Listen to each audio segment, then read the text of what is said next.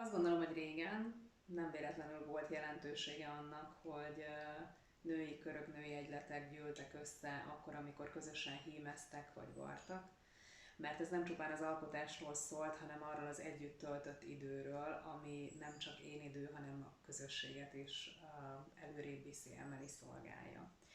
A Forest Art keretein belül azon túl, hogy nagyon sok hasznos tanácsot igyekszünk adni a növények gondozásával kapcsolatban akár, arra is szeretném felhívni a figyelmet, hogy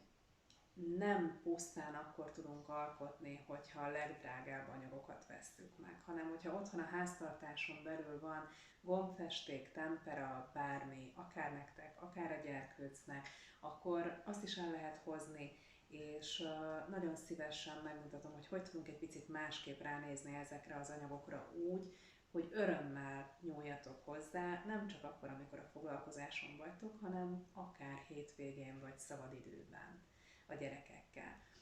Azon túl, hogy nagyon sok technikát és nagyon sok anyagot szeretnék bevonni majd ezekbe a foglalkozásokba, hiszen nagyon jó felfedezni ezeket a dolgokat, kipróbálni, és hát ha aztán kedvet kaptok valamelyikhez úgy, hogy jobban elmélyedjetek benne, és utána akár ezt tényleg így a mindennapokban használjátok.